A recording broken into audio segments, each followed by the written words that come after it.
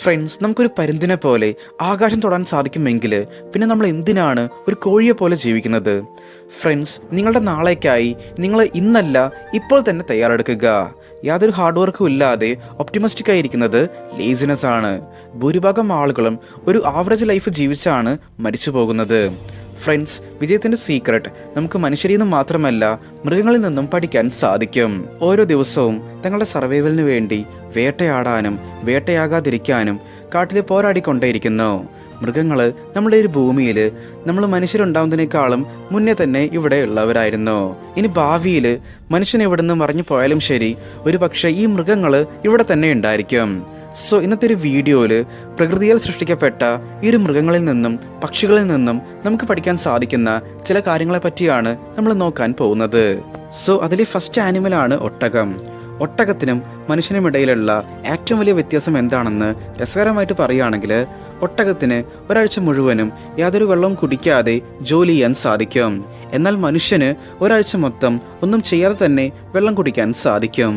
ഒട്ടകത്തിനെ മരുഭൂമിയിലെ കപ്പൽ എന്നാണ് വിളിക്കുന്നത്. ബട്ട് ചിന്തിച്ച് നോക്കിയിട്ടുണ്ടോ എന്തുകൊണ്ടായിരിക്കും ഒട്ടകത്തിനെ ഇങ്ങനെ വിളിക്കുന്നത് എന്ന്? ആൻഡ് ഒട്ടകത്തിനേക്കാളും വേഗത്തിലോടുന്ന കുതിരയെ നമ്മൾ എന്തുകൊണ്ടാണ് ഇഗ്നോർ ചെയ്യുന്നത് എന്ന് ഇതേപ്പറ്റി നമുക്ക് മനസ്സിലാക്കാം. ഫ്രണ്ട്സ്, ഈ ലോകത്തിൽ നിങ്ങളെ വിജയം കൈവരിക്കാൻ സഹായിക്കുന്ന ഒരൊറ്റ കാര്യം മാത്രമേ ഉള്ളൂ. അതാണ് നിരന്തരമായ പരിശ്രമം. നിങ്ങളുടെ വഴിയിൽ തടസ്സങ്ങൾ വന്നാലും നിങ്ങൾ നിൽക്കാൻ പാടില്ല, അതിനെ മറികടന്ന് മുന്നോട്ട് തന്നെ പോകണം. സോ നിങ്ങളുടെ ലൈഫിൽ നിങ്ങൾ മുന്നേറി പോകാൻ ആഗ്രഹിക്കുന്നുണ്ടെങ്കിൽ അപ്പോൾ ഒട്ടകത്തിൽ നിന്ന് ഇത് നിങ്ങൾ മനസ്സിലാക്കണം. ആയിരക്കണക്കിന് കിലോമീറ്ററുകളോളം പരന്നു കിടക്കുന്ന മരുഭൂമിയിൽ മുഖത്തും കണ്ണിലും അടിക്കുന്ന മണൽ കാറ്റിനിടയിലൂടെ ഒരു തുള്ളി വെള്ളം പോലും കുടിക്കാതെ ആ ഒരു കൊടും ചൂടത്ത് 30 to 40 മൈൽ ദൂരം വരെ അവയ്ക്ക് സഞ്ചരിക്കേണ്ടതായിട്ട് വരും. അതും തൻ്റെ പുറത്ത് 200 കിലോ ഭാരവും ചുമന്ന്.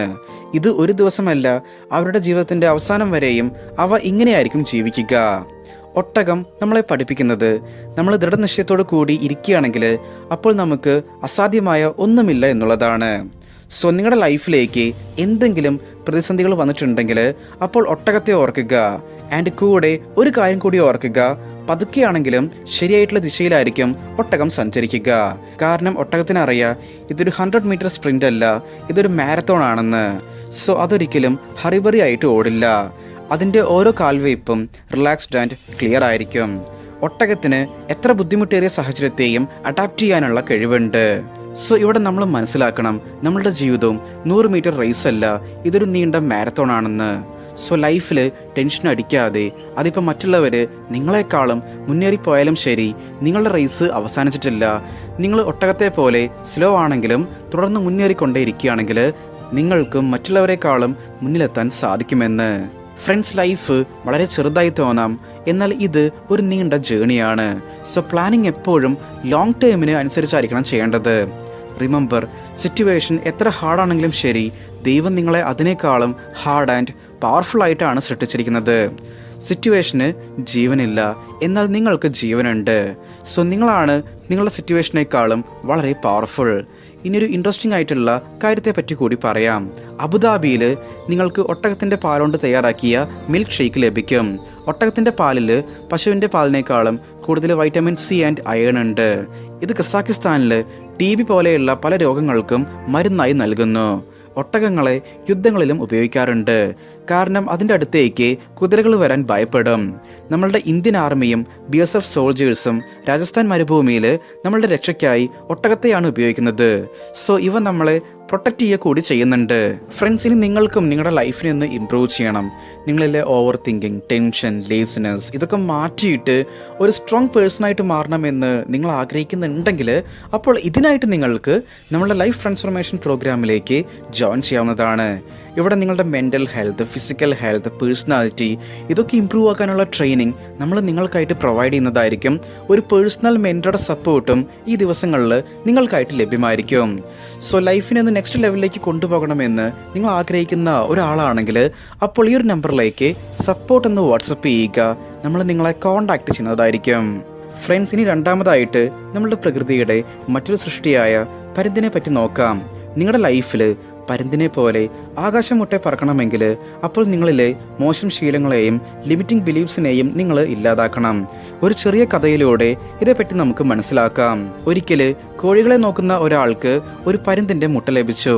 അത് അയാള് കോഴിമുട്ടകളുടെ കൂടെ വിരിയാൻ വെച്ചു. അങ്ങനെ ആ ഒരു പരുന്തിന്റെ കുട്ടിയും മറ്റു കോഴിക്കുട്ടികളുടെ കൂടെ വളരാൻ ആരംഭിച്ചു.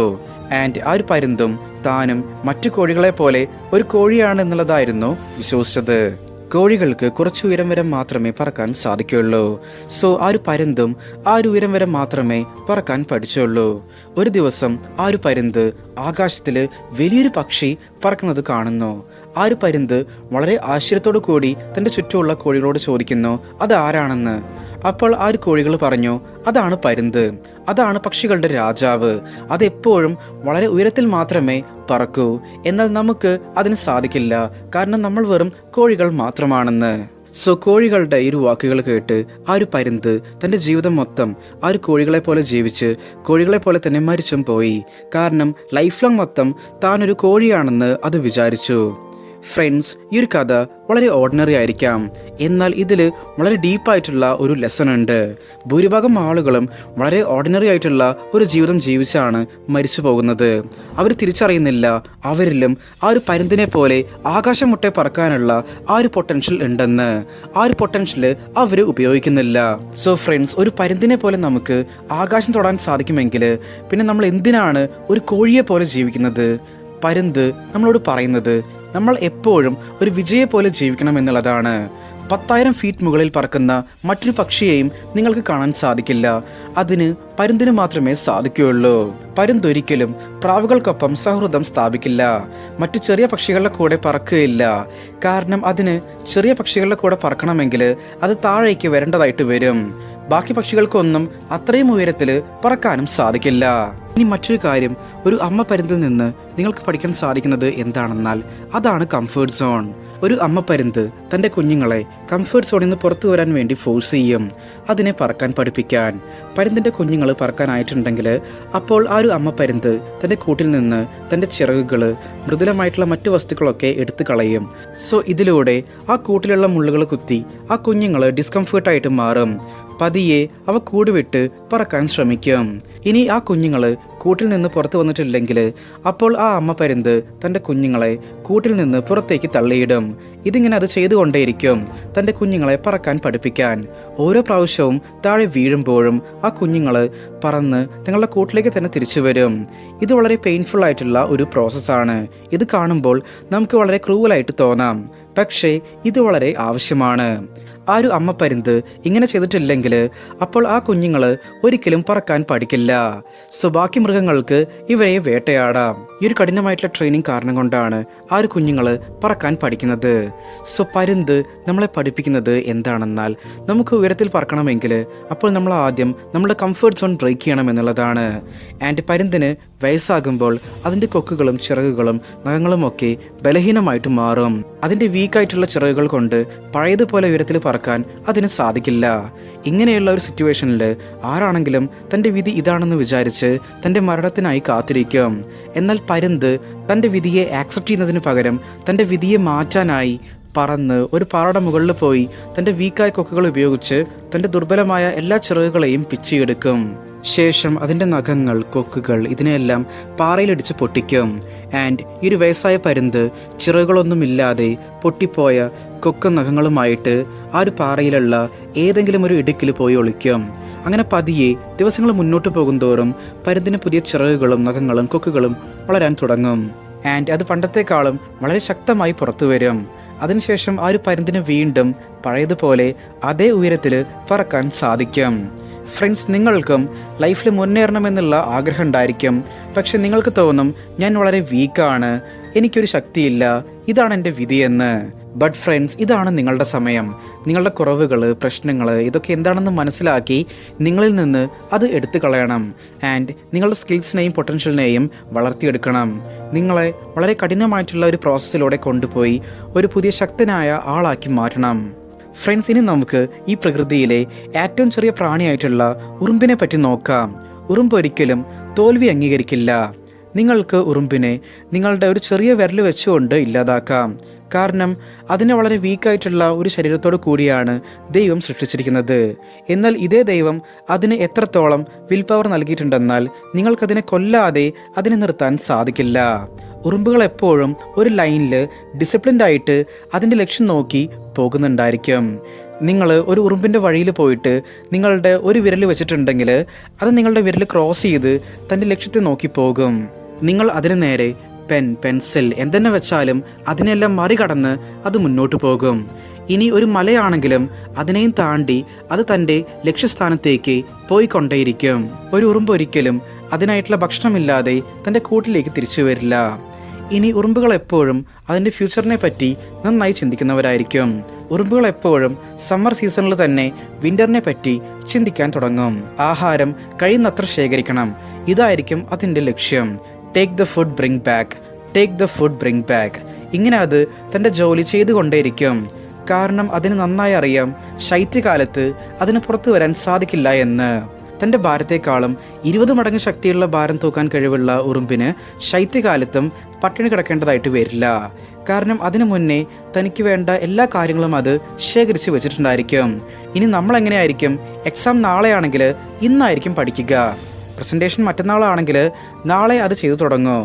മൺഡേ മുതൽ സ്റ്റാർട്ട് ചെയ്യും, 1-ാം തീയതി മുതൽ സ്റ്റാർട്ട് ചെയ്യും. ഇങ്ങനെയുള്ള എക്സ്ക്യൂസുകൾ പറയുന്നത് നമ്മളെ ഉറുമ്പിനേക്കാളും ചെറുതാക്കുന്നു. എക്സാം വരും എന്നുള്ളത് ഒരു വർഷത്തിന് മുന്നേ അറിയാം. പിന്നെ എന്തിനാണ് തലേ ദിവസം വരെ വെയിറ്റ് ചെയ്യുന്നത്? സോ ഉറുമ്പിനെ പോലെ ചിന്തിക്കുക. നാളേക്കായി ഇന്നല്ല ഇപ്പോൾ തന്നെ പ്രവർത്തിക്കുക. അടുത്തൊരു ലെസൺ നമുക്ക് ഉറുമ്പിൽ നിന്ന് പഠിക്കാൻ പറ്റുന്നതാണ് ദീസ് ഷാൾ ടു പാസ്. ശൈത്യകാലം വരുമ്പോൾ നമ്മളെല്ലാവരും തണുത്തു വിറയ്ക്കും. എന്നാൽ ഉറുമ്പ് തന്നെ ഓർമ്മപ്പെടുത്തിക്കൊണ്ടേയിരിക്കും ഇതും കടന്നു പോകുമെന്ന്. സോ ഉറുമ്പുകളിൽ നിന്ന് നമ്മൾ മനസ്സിലാക്കേണ്ട കാര്യം എന്താണെന്നാൽ ലൈഫിൽ നമ്മൾ ഒപ്റ്റിമിസ്റ്റിക് ആയിരിക്കുക എന്നുള്ളത് വളരെ ഇമ്പോർട്ടൻ്റ് ആണ്. എന്നാൽ യാതൊരു ഹാർഡ് വർക്കും ഇല്ലാതെ നമ്മൾ ഒപ്റ്റിമിസ്റ്റിക് ആയിരിക്കുന്നത് അത് മടിയാണ്. ഉറുമ്പിനറിയാം ശൈത്യകാലം കുറച്ച് ദിവസങ്ങൾ മാത്രമേ ഉണ്ടായിരിക്കൂ എന്ന്. എന്നാൽ അത് ഭക്ഷണം ശേഖരിക്കുമ്പോൾ കേവലം 2-3 മാസത്തിന് കണക്കാക്കിയല്ല ശേഖരിക്കുന്നത്. അതിന് എത്ര ശേഖരിക്കാൻ സാധിക്കുമോ അത്രത്തോളം അത് ശേഖരിക്കും. അത് വരാനിരിക്കുന്ന പ്രശ്നത്തിൻ്റെ കാഠിന്യത്തിനനുസരിച്ചല്ല അതിനെ തയ്യാറാക്കുന്നത്. അതിൻ്റെ മാക്സിമം സ്ട്രെങ്ത്, മാക്സിമം പൊട്ടൻഷ്യൽ എന്താണോ അതിനനുസരിച്ചാണ് അതിനെ തയ്യാറാക്കുക. ഇവിടെ നമ്മൾ മനസ്സിലാക്കേണ്ടത് എന്താണെന്നാൽ നല്ലതോ കെട്ടതോ എന്ത് സംഭവിച്ചാലും നമ്മൾ മുഴുവനായിട്ടും നമ്മളെ സമർപ്പിച്ച് ഹാർഡ് വർക്ക് ചെയ്യണം. അതിൽ യാതൊരു മടിയും നമ്മൾ കാണിക്കരുത്. ലക്ഷ്യം ചെറുതോ വലുതോ മുന്നേറുക, നിങ്ങളുടെ മാക്സിമം പൊട്ടൻഷ്യൽ പുറത്തെടുക്കുക. ഇന്ന് ഒരുപാട് ആളുകൾ ലൈഫിൽ സ്റ്റക്കായി പോകാനുള്ള കാരണം എന്താണെന്നാൽ നമ്മൾ മൃഗങ്ങളെപ്പോലെ ആ ഒരു സിറ്റുവേഷനെ പറ്റി മനസ്സിലാക്കാൻ ശ്രമിക്കുന്നില്ല. ഈ പ്രകൃതിയാൽ സൃഷ്ടിക്കപ്പെട്ട എല്ലാ കാര്യങ്ങളും നമ്മളെ ഓരോന്ന് പഠിപ്പിക്കുന്നുണ്ട്. ഏതൊക്കെ മൃഗങ്ങളെയാണോ നമ്മൾ ചെറുതായും ബലഹീനമായും കാണുന്നത് അവയുടെ ശക്തി നാം മനസ്സിലാക്കാൻ വേണ്ടിയാണ് നമ്മളുടെ പുരാണങ്ങളിലും അവയെ കാണിച്ചിരിക്കുന്നത്. സോ ഒരു കാക്കയെ പോലെ ബുദ്ധിശാലിയായിട്ട് മാറുക, ഒരു കൊക്കിനെ പോലെ ഫോക്കസ്ഡായി ഇരിക്കുക. ഒരു കാക്ക കല്ലുകളിട്ട് താഴത്തെ വെള്ളത്തെ മുകളിലേക്ക് കൊണ്ടുവരുന്നു. ഒരു കൊക്ക് മീൻ പിടിക്കാൻ മണിക്കൂറുകളോളം തൻ്റെ ലക്ഷ്യത്തിലേക്ക് മാത്രമായി ശ്രദ്ധിച്ചിരിക്കുന്നു. ഒരു നായ ഒരു ചെറിയ ശബ്ദം കേട്ടാൽ ഉടനെ തന്നെ അലേർട്ടായി മാറുന്നു. ഈ ക്വാളിറ്റീസ് നമ്മളിലും ഡെവലപ്പ് ചെയ്തിട്ടുണ്ടെങ്കിൽ നമ്മളെ ഒന്നിനും തടയാൻ സാധിക്കില്ല. ഓക്കെ ഫ്രണ്ട്സ്, അപ്പോൾ നമ്മൾ ഇത്രയും പറഞ്ഞുകൊണ്ട് ഇന്നത്തെ ഒരു വീഡിയോ ഇവിടെ വൈൻഡപ്പ് ചെയ്യുകയാണ്. Stay strong, stay positive, stay motive.